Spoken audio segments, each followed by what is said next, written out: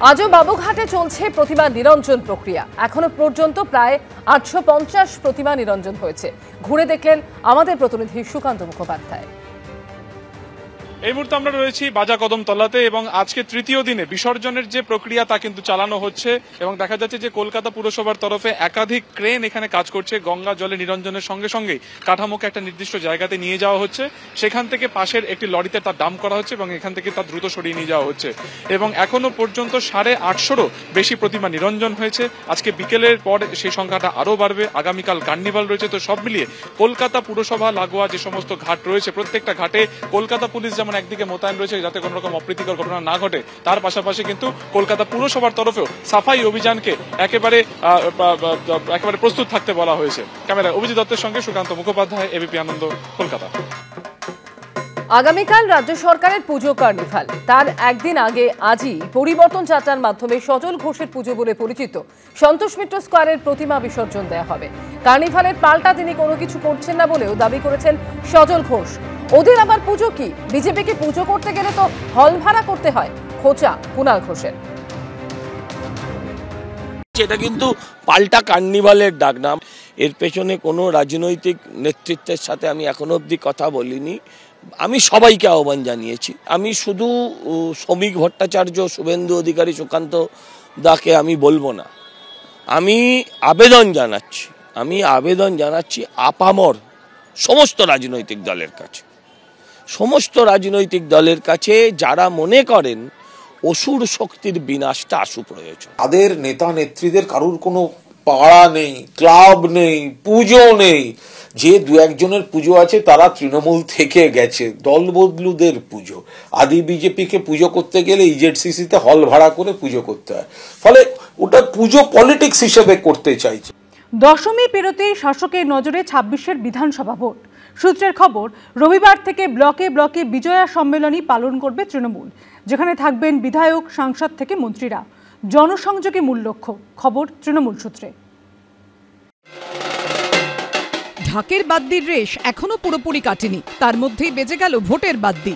দুর্গাপুজো মিটতে না মিটতে 26-এর ভোটকে পাখির চোখ করে প্রস্তুতিতে ঝাঁপিয়ে পড়ল রাজনৈতিক দলগুলো।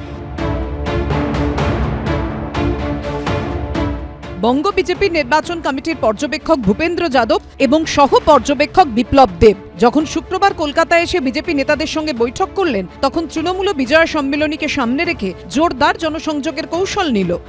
তৃণমূল কংগ্রেস পুজোকে সম্পূর্ণভাবে একটি রাজনৈতিক ভাবনা দ্বারা সম্পৃক্ত করেছেন। তৃণমূল কংগ্রেসের সমস্ত নেতারা কোনো না কোনো পুজোর সঙ্গে যুক্ত। পুজোর যে বিরাট বাজেট তাকে একসঙ্গে যোগ করে নাকি 1 লক্ষ কোটি টাকা খরচা হবে পুজোয়, এই ধরনের আলোচনা চলছে। ফলে তৃণমূল কংগ্রেস সম্পূর্ণভাবে পুজোর যে রাজনীতিকরণ সেই জায়গাটি করে ফেলেছে এবং তার মাধ্যমে তাদের তো ভোট রাজনীতি তাদের একটা লক্ষ্য এবং সেখানে 2026 নির্বাচনের আগে যে একটা আইডেন্টিটি পলিটিক্সের প্রশ্ন আসছে, সংখ্যা গুরুদের একটা উৎসবের সঙ্গেও কিন্তু তারা সাংঘাতিকভাবে যুক্ত হয়ে পড়ছে। ফলে দুর্গাপুজো কিন্তু বাঙালির এবং হিন্দু বাঙালির যে উৎসবে সকলে একেবারে পার্টিসিপেট করতেন, অংশগ্রহণ করতেন, সেই জায়গার বাইরে বেরিয়ে কিন্তু পুরোপুরি একটি রাজনীতিমুখী এক কর্মকাণ্ডে পরিণত হয়েছে এবং তৃণমূল কংগ্রেস তাদের যে রাজনৈতিক ভাবনা, তাদের যে ভোট ভাবনা, সেখানে যেটিকে ব্যবহার করবে এই নিয়ে অবাক হওয়ার কিছু নেই। তৃণমূলের কথায় 26-এর ভোটের আগে মেগা আউটরিচ। আগে যেরকম সিপিএম ঘরে ঘরে গিয়ে করতো, ঠিক জনসংযোগ তারা সেইভাবেই করছে।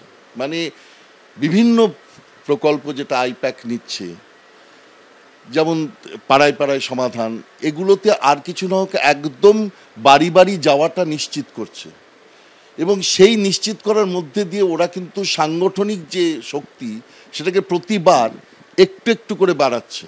আর এই যে শক্তিগুলো যে বাড়ে সেটা তো চোখে বোঝা যায় না। পাড়ায় পাড়ায় যখন ঘোরে তখন তাদের সঙ্গে জনসংযোগ করে সেটা ভোটের বাক্সে প্রতিফলিত হয়। বিজয় সম্মেলনী তো এখন সবে শুরু হয়েছে, এখনো জানি না কতখানি তারা করবেন, কিন্তু ব্লকে ব্লকে তারা প্রত্যেক বছর করেন। এবছর সেটা আরও বাড়বে নিশ্চয়ই, কারণ কোনো ব্লককেই তারা ছেড়ে বুথে বুথে করবেন, কারণ এখন তো পাড়ায় পাড়ায় সমাধানে বুথ ভিত্তিক কাজ হবে, সুতরাং বুথে বুথে বিজয় সম্মেলনীর ব্যবস্থা করবে আশা মনে হচ্ছে। সূত্রের খবর 5 তারিখ অর্থাৎ রবিবার থেকেই ব্লকে ব্লকে শুরু হবে তৃণমূলের বিজয়া সম্মেলনী। এর জন্য 50 জন বক্তার নাম বাছাই করা হয়েছে। এই তালিকায় রয়েছেন তৃণমূলের একাধিক সাংসদ, বিধায়ক, মন্ত্রী এবং ছাত্র যুব নেতারা। তৃণমূল সূত্রে খবর অভিষেক বন্দ্যোপাধ্যায় নামের তালিকা বাছাই করেছেন এবং তা অনুমোদন করা হয়েছে। এই নেতারা বিজয়া সম্মেলনীর অনুষ্ঠানে যোগ দেবেন, বিভিন্ন প্রান্তে যাবেন এবং সাধারণ মানুষের সঙ্গে কথা বলবেন। এখন তো চারদিক থেকে চিল শকুন তারা নানা ধরনের রাজনৈতিক সামাজিক ভেদাভেদ বিষ ছড়াচ্ছে, সামনে নির্বাচনও আছে। ফলে আমাদের পাড়ায় পাড়ায় বিজয়া সম্মেলনী আগেও হয়ে এসছে, এবারও হবে, এবং এটা আমরা একটা নির্দিষ্ট কর্মসূচির মতোই যেগুলি সামাজিকভাবে হয়, তো সেগুলোই আরো সুন্দর করে মানুষের কাছে নিয়ে যাওয়া, একটু ভালো করে বুঝিয়ে দেয়া যে এখানে কত ভালো সামাজিক উন্নয়ন কর্মযজ্ঞ হচ্ছে এবং অতীতের থেকে আমরা ভালো আছি, অন্য রাজ্যের থেকে আমরা ভালো আছি। পাল্টা তৃণমূলের কর্মসূচি নিয়ে কটাক্ষ ছুড়ে দিয়েছে বিজেপি। অভিষেক বন্দ্যোপাধ্যায় বা তৃণমূল কংগ্রেস তারা বিজেপিকে নকল করার চেষ্টা করছে, বিজেপিকে অনুসরণ করার চেষ্টা করছে। বিজেপি বিগত বেশ কয়েক বছর ধরে বিজয়া সম্মেলনী করে, এটাকেই তৃণমূল কংগ্রেস ফলো করার চেষ্টা করছে। জনসংযোগ তো হবে না, জনতোলা হবে, জনতোলাবাজি হবে। কারণ ওই বিজয়া সম্মেলনীকে সামনে রেখে বেশ কিছু তৃণমূল নেতা লোকাল ব্যবসায়ী, দোকানদার এদের কাছ থেকে মাল হাতিয়ে নেবে। হাতে আর মাত্র কয়েকটা মাস, তারপরই রাজ্যে হাই ভোল্টেজ বিধানসভা ভোট। প্রস্তুতিতে খামতি রাখছে না কোনো দলই। শেষ অবধি বাজিমাত করবে কারা, সেটাই দেখার। কৃষ্ণেন্দু অধিকারী ও সুনীত হালদারের রিপোর্ট, এবিপি আনন্দ। প্রতি বছরের মতো এবারও প্রথা মেনে প্রতিমা বিসর্জন হলো কলকাতার সেবক সংঘ লেক অ্যাভিনিউতে। আর তার আগে শুক্রবার সন্ধে শোভাযাত্রায় সামিল হন ক্লাবের সদস্যরা। নাচে গানে আনন্দে প্রাণপ্রিয়া উমাকে বিদায় জানায় 8 থেকে 80। মাত্র কটা দিন যেন আলোর গতিতে কেটে গেল পুজোটা। বিষাদের মধ্যেও প্রাণপ্রিয়া মেয়েকে মহা আড়ম্বরে পতিগৃহে পাঠায় বাঙালি।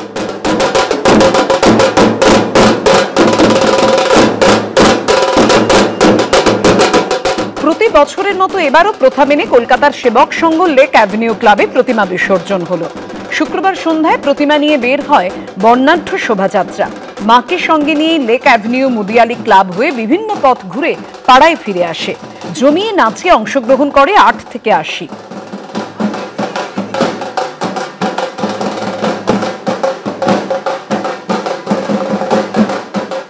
আমাদের এই পুজোটা এবছরে 41তম পুজো বর্ষ। আমরা বাবুঘাটেই ভাসান দেব, প্রতি বছর তাই করি। এই সব কিছু কিছু আমাদের পাড়ার মহিলারা আছেন, তারা একটু প্রসেশন করবে, এই হচ্ছে সবার আবদার, সেটাই করার জন্য আমরা উৎসাহ নিয়ে চলছি। সবশেষে এদিন দেবীর বিসর্জন হয় বাবুঘাটে। রুমা পাল, এবিপি আনন্দ, কলকাতা।